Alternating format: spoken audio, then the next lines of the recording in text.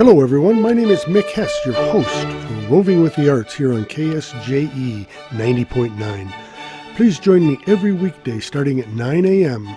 for the chance to hear full-length, unabridged opera, ballet, symphonic, and chamber music.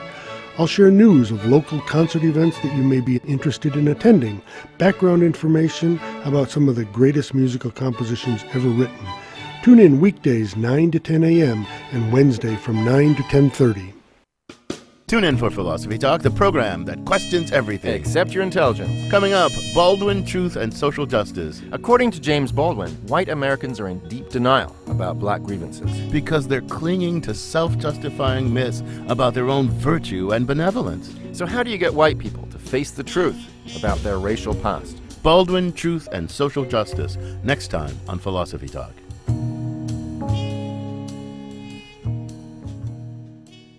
Listen to Philosophy Talk every Tuesday at noon on KSJE 90.9 FM, Farmington. San Juan Regional Medical Center is your community hospital, committed to making life better for the communities we are privileged to serve. In fact, better is our mission, improving lives through personalized health and care. What matters most to our patients matters most to us. Offering a comprehensive range of inpatient, outpatient, and emergency care services so you can get the quality care you need right here at home. San Juan Regional Medical Center, celebrating life better here since 1910.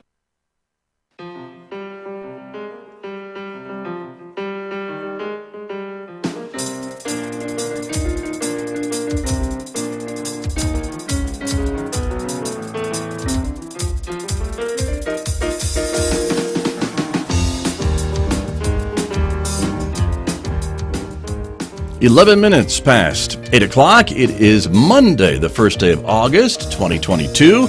Good morning, everyone. I'm Scott Michlin. Thanks for tuning in to KSJE 90.9 FM over the air, of course, here in San Juan County, 103.3 FM over the air in Durango, Colorado, and streaming everywhere else on the planet from our website, KSJE.com. Welcome also to our viewers who are watching this visual radio program.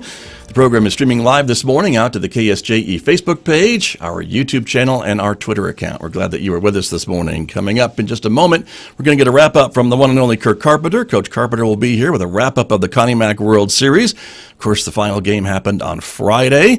Didn't force a game to happen on Saturday, but we'll hear all about the action coming up in the next few moments. And then we'll get to the main part of the program this morning, which is my San Juan College Public Speaking Honor students. They are here in the studio with me this morning as we wrap up our 8-week summer class to present their honor speeches for us. You'll be hearing from them. 3 great topics, 3 great students coming up in the next few moments right here on KSJE, so stay tuned for that.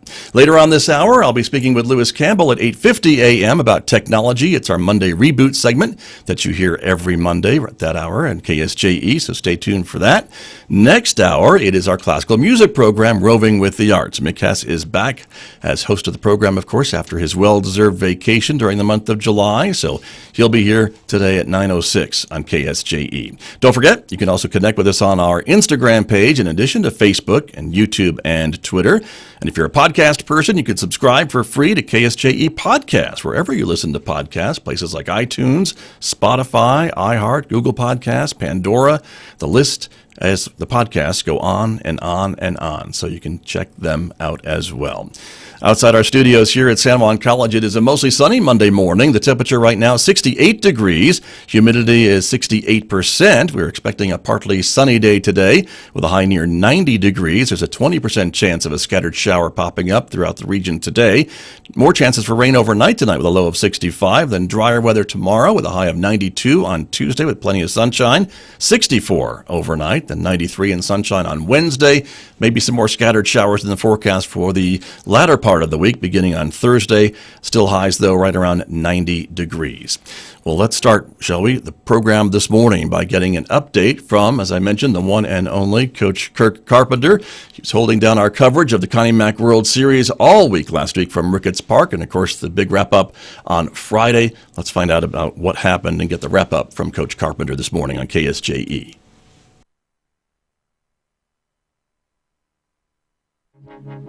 Welcome, fans, to the last wrap-up of the Connie Mack World Series as the champion has been crowned. It was Championship Friday here on KSJE. 3 games on tap for today. 14-5 was the first score. DVAT wins that ball game over Florida, but it sounds like a lopsided battle, but 14 scored in the 6th inning, and DVAT put on an offensive show to advance to the championship game. Again, the final score in game number 20, 14-5, as DVAT beat Florida, 2 powerhouse teams, but DVAT comes out on top. Then we went to the 3 o'clock game. The Colton Nighthawks were looking to try to find a way to continue some of the magic that they have in the Connie Mack World Series, but they played the powerhouse, and that was the Midland Redskins. The Midland Redskins did what they've done throughout the tournament. They got guys on base, and as simple as it sounds, they put them on, moved them over, and put them across. They win this ball game by a score of 9-1, so they went into the championship game as the only undefeated team. That meant that it was a rematch between DVAT and Midland. Yesterday, these two teams squared off, and DVAT lost 4-2. Tonight, it was a great ball game. Midland took an early lead. DVAT would claw back into it. They would eventually take a lead, 5-4, only to see the Midland Redskins score 4 more runs later in the game, add 1 more, and they would eventually win this game 9-8. But it came down to the wire as DVAT had the tying run at third base with 2 outs, a 3-2 count, a ball hit to deep right center, a great play in right field ends this one. So Midland wins the Connie Mack World Series for the 17th time in Connie Mack World Series history, and they are the 2022 Connie Mack World Series champions. We hope you've enjoyed each and every recap, each and every game, and what we always like to say is thank you. Thank you to the many people that make this possible, but most importantly, thank you to you, the listeners. So again, the final score 9-8, Midland Redskins, they win the Connie Mack World Series for 2022. This has been a Connie Mack World Series wrap-up with Coach Carpenter, a recap from Ricketts Park. Thank you, Coach, and thank you and all of the staff, of course, who were helping us throughout our coverage of the Connie Mack World Series, all last week here on KSJE. And, of course, we'll be back next year with full coverage of all the games from Ricketts Park as part of our Connie Mack World Series coverage. So we thank you for listening and tuning in each and every game from Ricketts Park.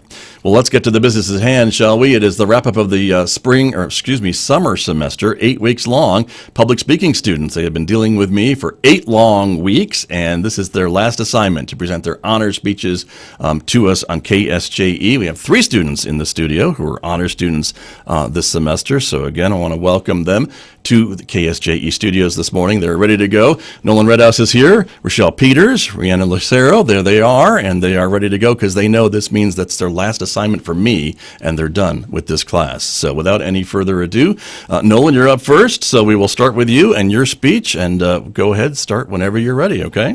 Alrighty, thank you very much, Scott. Good morning, everyone. My name is Nolan Hunter Redhouse. I'm going to be giving you an informational speech about black holes. Alrighty. Okay.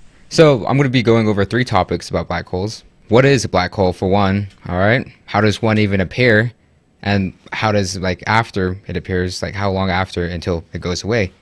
We're going to be talking about that. Alrighty. What is a black hole? Okay, so black holes are the most interesting objects in the universe, I think so, because they are so mysterious. Scientists could hardly even see them with telescopes. The only way you can actually detect one is through the black hole's radiation that actually affects the stars around it. If you were to look through a regular telescope and look into the dark night sky, you would be unable to go ahead and see it because it itself is also dark. It emits no light whatsoever except for what is around it.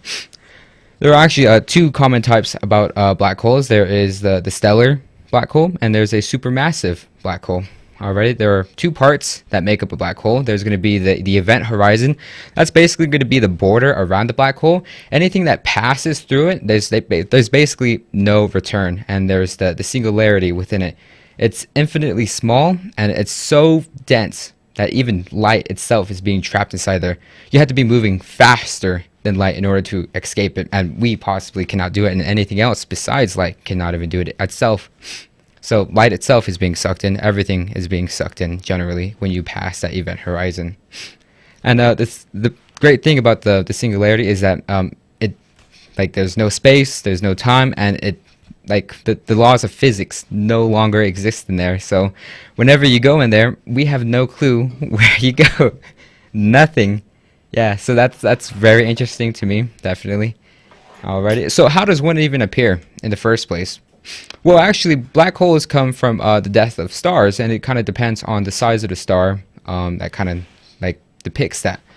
Alrighty. So because of stars and their gravitational pull and how much radiation they're emitting, basically, there's so many molecules inside there that is being combined and busted up so many times, and within that lifetime period of the star, it basically eventually turns into iron, and iron is a non-energy source. So because of the iron sitting inside there, it does nothing, and it just keeps on building up, building up, and building up. And because there is no balance between gravity and radiation, the radiation dies down, and the gravity becomes too strong to where it just cannot hold each other anymore. So what it does is that it implodes. All right, the star itself creates into a supernova that explodes, and it either turns into two things, depending on the size of the star. If the star is too small, then it turns into a neutron star, and if the star is too big, then eventually it will go ahead and turn into a black hole. Alrighty.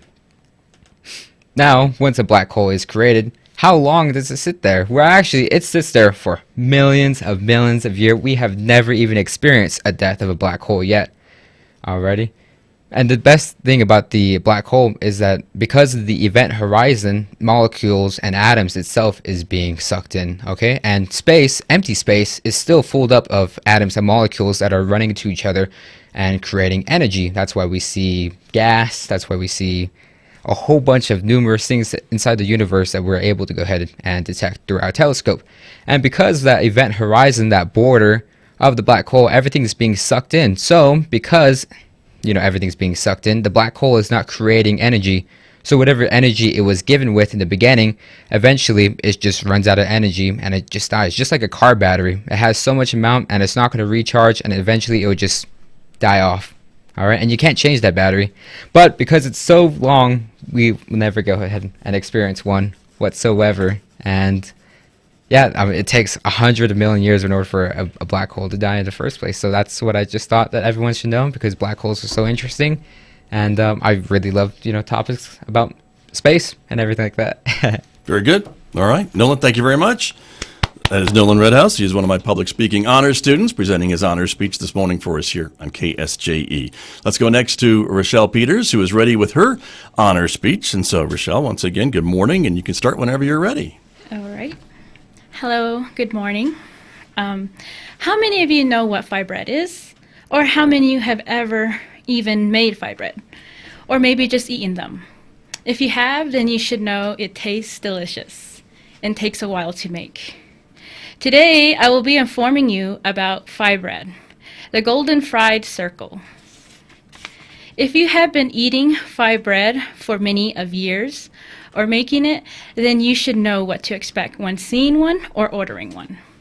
I actually been making fry bread since I was a little girl, because it's a part of my cultural traditions, being a Native American, a part of Diné. I mostly consume it with beans, pozole soup, mutton stew, Navajo burger, and Navajo tacos. The taste is delicious and matches well with Spam, potatoes, and green chili. Today, I will first discuss the discovery of fry bread. Then I will talk about the early applications of fry bread. Lastly, the cultural significance of fry bread. Did you know fry bread was first developed in 1864, about 158 years ago? The creation of fry bread was actually a tragic story for Native Americans that has to be forced to walk a 300-mile journey to relocate to New Mexico from Arizona. And some of you probably know about the journey known as the Long Walk. But without the long walk, fry bread could not have been discovered. Although Native Americans back then needed to survive using what they could get use out of the U.S. government food supplies. This switch of unhealthy commodity foods was not the way of life, of fresh vegetables, fruits, and lean meat like bison. The natives were used to.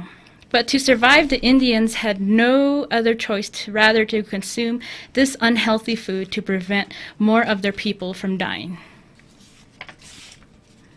According to the Smithsonian magazine, Jen Miller, to prevent the indigenous population from starving, the government gave them canned goods as well as white floured processed sugar and lard, the making of fye bread.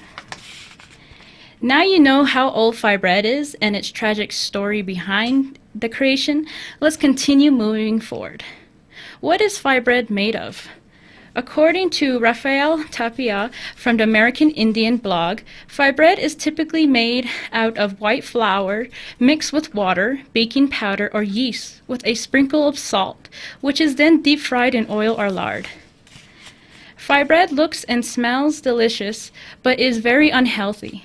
A fye bread that is big as a paper plate can carry about 700 calories, which is 25 grams of fat. Knowing about the unhealthy issues with fye bread, it is also one of the main causes of diabetes around the Navajo Nation. Fye bread was also a food to be served in boarding schools to Native children as part of their meals, and to this day it is still being served. Now you know the early applications of fye bread, let's continue to move forward about fye bread's cultural significance. Fye bread is common among the Navajo Nation and many other tribes. In the U.S., who consumes and makes fye bread is something that is taught by a great-great-grandmother. In the Navajo traditional culture, fye bread is sacred to not only from its tragic past, but its teachings and lessons within the bread. Before Navajos get married or approved to date another Navajo, the woman would have to make fye bread for the man's family, the test of a lifetime with the man they want to be with forever. But everyone has their own teachings from their own mothers and grandmothers. The recipe and shape of size is determined by tribe, teachings, cultures, and techniques. Each is different, but all have the same meaning of giving life, food, and love through fye bread. According to the New York Times by Mallard Noble, flour, salt, baking powder, and oil are the basic ingredients of fye bread recipes. But the shape, taste, and color vary by region, tribe, and family. In conclusion, fye bread's discovery to its early applications and culture significance all have meaning in the Native American culture. Without this gift of fye bread from our ancestors, the world we live in now would not know our pain, survival, and love that connected to this fried golden circle we all know and love as fye bread. Ms. McMullen Sartis states, we need to honor the truth and pain of what was there, but also to hear of who created the fye bread. This is beauty and pain next to each other. Thank you. Thank you very much. Thank you for that delicious speech. And this is fye bread. Hold on, there it is. You brought some with you. Yes. Perfect. Grab a piece. Yeah. Maybe after the show. How's that? Very good. Rochelle, thank you very much. And last but certainly not least, Rihanna Lucero is here with her honor speech. And so, Rihanna, we're ready for you whenever you're ready for us. Good morning. I'm going to go ahead and jump right into it. Have you ever experienced things looking too small or too large? Sounds being muted or too loud? Things looking blurry or as if being in a dream or looking through a fog? Everything around you seems artificial, lifeless, dead, or like feeling you're watching yourself from the outside of yourself. Have you felt like you were no one or have no self? Like your head is filled with cotton wool, or as though there is a glass wall between yourself and the world around you. What about feeling like your thoughts are not your own? Have you ever said, either in your mind or out loud, I know I have feelings, but I don't feel them? I know I have feelings, but I don't feel them. If so, you may have experienced or have in the past experienced psychological conditions known as depersonalization or derealization disorder. The symptoms of these disorders, which I just described, are very common, with half of the population experiencing them at one time or multiple times during their life. But only 2% meet the full criteria for this full diagnosis. What are these conditions? What causes them, and what can we do when they become too much for us to handle? Today, I would like to take the time to inform you all about depersonalization or derealization disorder, and briefly cover the suspected causes and the current treatments available that I have discovered across the portion of the past 2 weeks on researching these topics. What is depersonalization or derealization disorder? They are both two of the dissociative disorders recognized by the psychologists and the DSM-5 and are often grouped together in classification. The DSM-5 is a manual for assistance and diagnosis of mental disorders, the 5th edition. There are 5 criteria listed in the DSM-5 that must be met to reach the full diagnosis of these disorders. Let me define both terms as they are separate but are classified together and can be experienced at the same time. Depersonalization disorder. Experiences of unreality, detachment, or being outside of yourself. Observing your feelings, thoughts, and sensations from, again, outside yourself. For example, perceptual alterations, distorted senses of time, unreal or absent self. Emotional or physical numbing. Derealization. Experiences of unreality or detachment with respect to surroundings. For example, individuals or objects are experienced as unreal, dreamlike, foggy, or lifeless and visually distorted. I hope you can clearly see why they are grouped together and can even overlap. However, depersonalization leans more towards the self being disassociated, while derealization disorder is more towards life being experienced as false or fictional. The diagnosis criteria listed is A through E. A, the presence of or persistence or reoccurring experiences of depersonalization or derealization disorder, or both. B, during the derealization or depersonalization experiences, reality testing remains intact, which basically means you can still tell that there's a difference between reality and what you're seeing. The symptoms cause clinically significant distress or impairment in social, occupational, or other important functioning areas. Disturbances are not attributed to psychological effects or substance or medical medications. Or the disturbances, or E, the disturbances is better not explained by another mental disorder, such as schizophrenia or panic disorder, major depressive, PTSD, or another dissociative disorder. With the criteria for these disorders, one can imagine why these disorders, the diagnoses are rare, with only 2% of the population believed to have experienced the full diagnosis, while half of the population experiences the symptoms. Now that we have an in-depth understanding about the disorders, let me move on to the subject causes and treatments available if the disorder becomes problematic. With any psychological condition, there are no definite causal factors, but there are suspected causes and risk factors. Many psychologists believe certain personality traits, severe trauma, severe stress, depression or anxiety, the use of recreational drugs, prescribed medication, and even genetic factors may lead to or trigger these conditions. Much of my research points towards childhood abuse or trauma being a common factor between individuals who suffer from these conditions. Sources such as the MayoClinic.org or the NAMI or National Alliance of Mental Health.org can collaborate these findings. They can also lead to treatment options if an individual is in need because these conditions have taken a toll on their lives. When these conditions take full effect on someone, the main courses of treatment is psychotherapy such as cognitive behavioral or dialectual behavioral therapies, and in some cases, medications may be paired.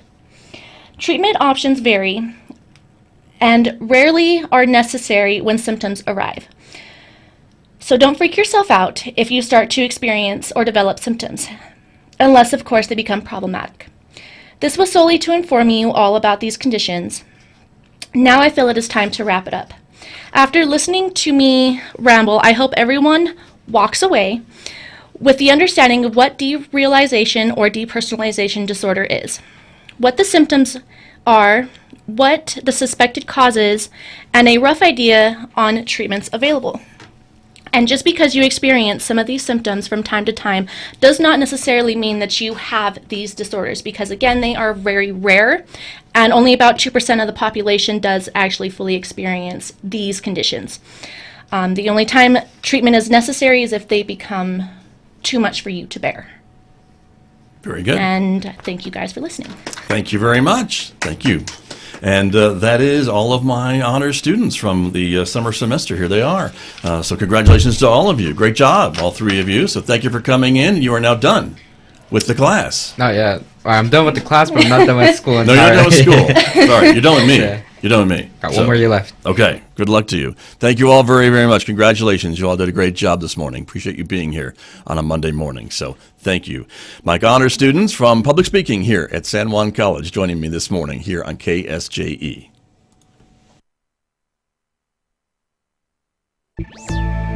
Apple is getting in your car, it's putting its seat back, feet up on the dashboard,